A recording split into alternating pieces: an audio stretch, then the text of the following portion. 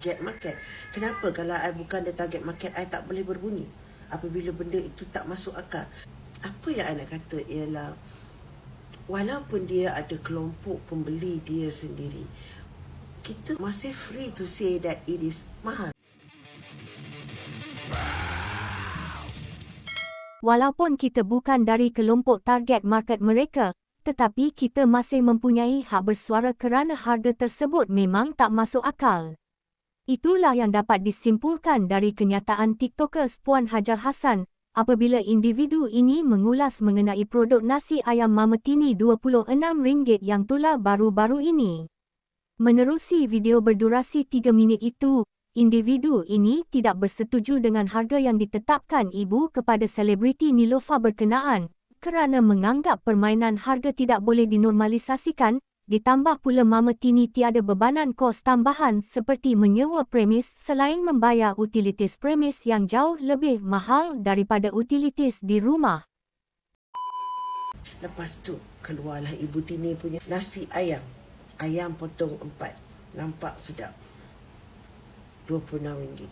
Kenapa RM26? Kenapa tak bubuh saja RM30? Setiap peniaga itu dia ada reason dia tersendiri, and kita punya reaction pun ada kita punya reaction tersendiri. Like Ibu Tini punya nasi ayam, memang kata mengada-ngada, mahal, cuak, benci menengoknya because too expensive. Kita semua tahu harga nasi ayam, kita semua tahu modal nasi ayam. So kenapa dia nak dapat profit margin yang terlalu tinggi? Kalau barang itu dia tak beli secara borong, dia tak beli yang biasa-biasa di pasar ataupun di supermarket biasa, tak tahu di mana dia shop pun, kita boleh jangkakan maybe modal RM12-13 per pack, termasuk semua hidden container, effort dia semualah. Dan dia buat sampai 26, bermakna dia mencari katakanlah 100% profit margin.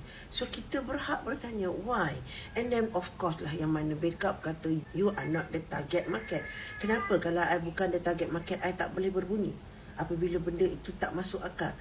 Apa yang I nak kata ialah, walaupun dia ada kelompok pembeli dia sendiri, kita masih free to say that it is mahal.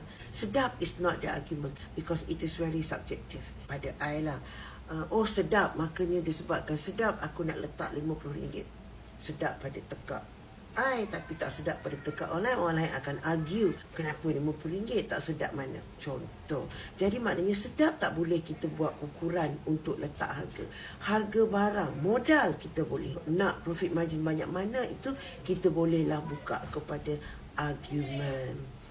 But anyway, Ibu Tini dia mungkin buatkan combination of dia punya nama. Ada nama Niloufar, dia pun ada nama lah juga. Jadi mungkinkah dia guna nama semata-mata dan menjual naratif bahawa dia masak sesedap apa yang dia masak untuk diri sendiri. Kenapa peniaga lain tak buat macam tu ke? Peniaga lain makan lain, masak untuk customer lain. Kita pun tak lupa bahawa dia tak ada extra cost untuk premis. Dia tak ada bayar extra cost utilities. Premis perniagaan, utilitisnya berbeza daripada premis rumah. Dia tidak ada bebanan kos nak ambil lesen perniagaan daripada MPSJ for example. So, kenapa kita normalisekan? Kenapa kita benarkan Ibu Tini main harga? Cannot. Subscribe with notifications on.